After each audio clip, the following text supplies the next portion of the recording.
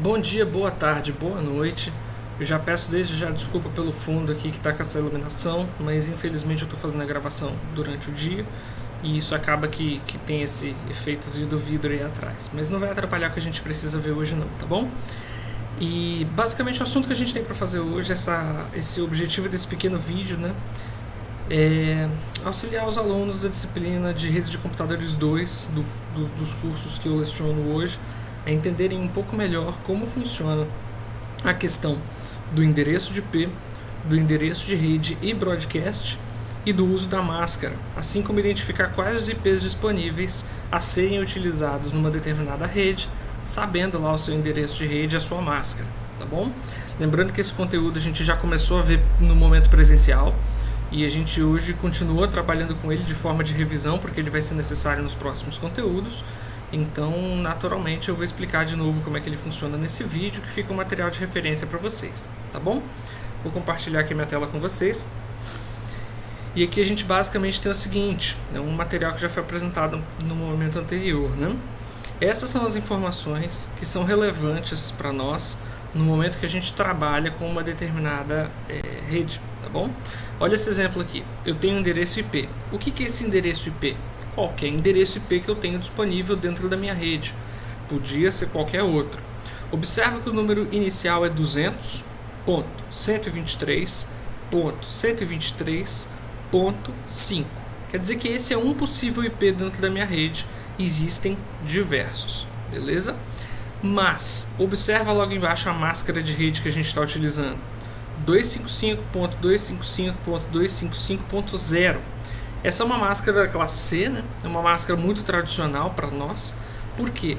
Porque ela basicamente está indicando o seguinte: os três primeiros valores, ou seja, o 200, o 123 e o 125, todos eles são dados fixos para representar a rede na qual eu estou inserido.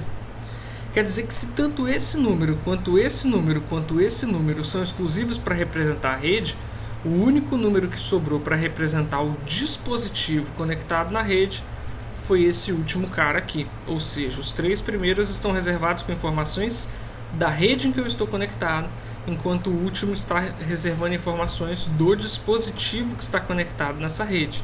Quem me deu essa informação? A máscara?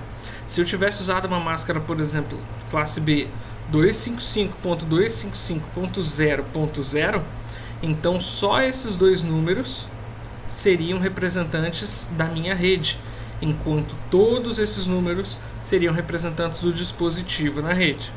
Acho que não precisa nem destacar aqui naquela segunda máscara que eu mostrei, né, o 255.255.0.0, existem muito mais números de IP disponíveis para uso. Ou seja, isso vai depender da demanda que você tem também, tá certo?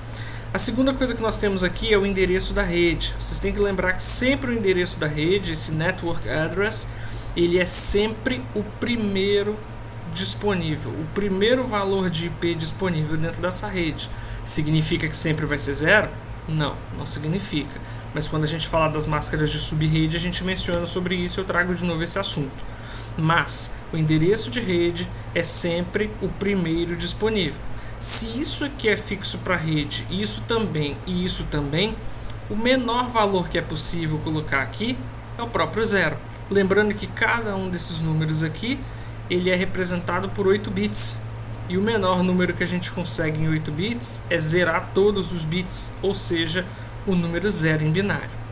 Beleza? Qual é o próximo cara importante que a gente tem? É o famoso endereço de broadcast ou de difusão. 200.123.123, ou seja, os dados referentes à rede, o último IP possível. Qual é o último IP possível? Relembrando que esses números são dados com 8 bits. Colocar 1 em todos eles, ou seja, 8 bits marcados como 1 representam na computação o número 255, e é por isso que esse é o último endereço IP possível dentro dessa rede, e por isso a gente reserva ele para broadcast. Logo, quais são os endereços IPs disponíveis para uso, para novos dispositivos ou para novos serviços que a gente queira trabalhar? Do 200.123.123.1 até o 200.123.123.254. O 0 não pode ser usado porque é reservado para o início da rede, e o 255 não pode ser utilizado porque é reservado para o broadcast ou endereço de difusão. Beleza? Se tiverem alguma dúvida, deixa nos comentários. O próximo vídeo a gente vai falar sobre as máscaras de sub-rede, tá certo? Valeu, grande abraço.